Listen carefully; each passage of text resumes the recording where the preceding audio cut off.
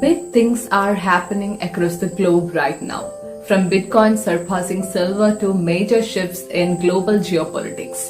We are discussing how Bitcoin has shaken up the financial landscape, positioning itself as a new form of wealth storage.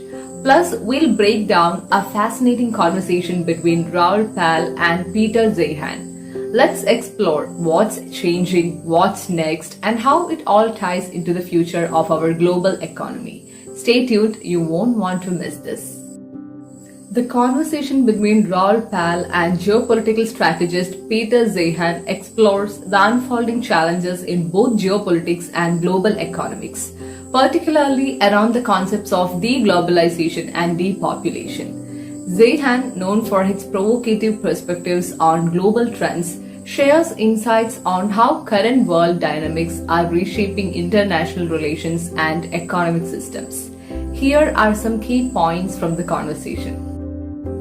Raoul Pal introduces the conversation with a characteristic sense of optimism, despite acknowledging the troubled state of the world. He highlights how global issues such as geopolitics, economics, and demographic shifts create both challenges and investment opportunities. His philosophy revolves around identifying solutions that can offer positive outcomes in an increasingly complex world. For Pal, understanding the forces at play and being open to different perspectives is key to navigating future uncertainties. As the host of The Journeyman, Pal frequently engages with experts who challenge his views, offering a broad range of insights. This willingness to embrace divergent opinions helps him shape a more nuanced understanding of the world. The conversation with Peter Zeihan marks a fascinating contrast in viewpoints, especially in their approaches to the future of globalization. The conversation between Raoul Pal and geopolitical strategist Peter Zeihan explores the unfolding challenges in both geopolitics and global economics, particularly around the concepts of deglobalization and depopulation. Zeihan, known for his provocative perspectives on global trends, shares insights on how current world dynamics are reshaping international relations and economic systems. Here are some key points from the conversation. Peter Zeihan, whose expertise lies in global geopolitics and macroeconomics, offers a more cautious outlook. He points to two major factors contributing to the changing world order: deglobalization and depopulation.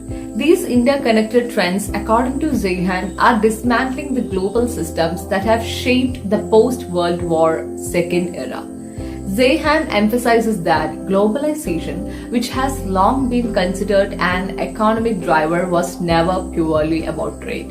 It was essentially a strategic tool used by the United States during the Cold War to maintain global order and secure alliances. By providing naval protection and a stable trade environment, the US facilitated international commerce and expanded its influence worldwide. This system was sustained by the need for alliances, but as the Cold War ended, the US gradually lost interest in maintaining this global framework. The rise of nationalist leaders in the US, including both Donald Trump and Joe Biden, signals a shift towards isolationism and economic self-interest, further contributing to the unraveling of globalization. According to Zeihan, this shift is not just about a loss of interest in maintaining the system, but also about a broader change in global politics. The focus of many nations is now on their own economic survival rather than maintaining an interconnected world order. As the US reduces its global commitments, countries are forced to reassess their dependencies on international trade and security. The second key factor in Zeihan's framework is depopulation. The global demographic landscape is undergoing a dramatic shift, particularly in advanced economies. As industrialization progressed, rural populations moved to urban centers for work, and children, once seen as free labor on farms, became costly in cities. Over time, this led to a decline in birth rates, particularly in wealthier countries, where children are now seen as an economic burden rather than a source of labor. Zeihan warns that many countries are facing an imminent crisis as their working age populations shrink. This phenomenon, he argues, will significantly alter global economic systems. In the next decade, advanced economies will struggle with a lack of workers, and countries will need to adapt to this new reality by finding innovative ways to manage economic systems without relying on youthful workers or capital investments. Zeihan suggests that the current economic models, which are heavily dependent on a young workforce, are unsustainable in the long term. The discussion then moves to the ongoing fragmentation of the geopolitical landscape, driven by both deglobalization and depopulation. Zeihan explains that the breakdown of globalization creates power vacuums, which in turn lead to regional instability. A few recent events such as the war in Ukraine and tensions in the Red Sea highlight the vulnerabilities in the current system.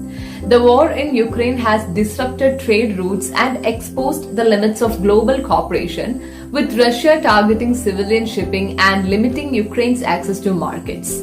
Meanwhile, the United States military, which has traditionally played a stabilizing role in global security, is stretched thin, particularly in the Red Sea, where it has been forced to protect shipping routes against various threats. Zeihan points out that the US Navy, once the dominant force in securing global shipping, is no longer capable of covering the vast expanse of international waters. With only 60 destroyers in its fleet, the US is no longer able to provide the global security needed for trade to flow seamlessly. The growing fragmentation of the global security apparatus means that international shipping and trade could become increasingly unreliable. This could lead to a breakdown in the flow of goods, particularly in sectors like agriculture, manufacturing, and energy. Zeihan predicts that the world will face significant disruptions in global supply chains, and the reliance on the US Navy to maintain order in international waters may soon come to an end. One of the most pressing issues discussed is the demographic decline in Europe. Zeihan argues that Europe is in a particularly precarious position due to its aging population and shrinking workforce. Countries like Germany, which have been key players in the European Union, are facing an imminent crisis as they lose their young workers. Without the economic contribution of a robust workforce, it is unclear how the EU can maintain its cohesion, especially as the political and economic burden falls on fewer and fewer people. The economic challenges faced by Europe are compounded by the ongoing energy crisis, which has disrupted supply chains and pushed many countries into energy dependency. This situation is exacerbated by the region's reluctance to adapt to new energy sources or technologies.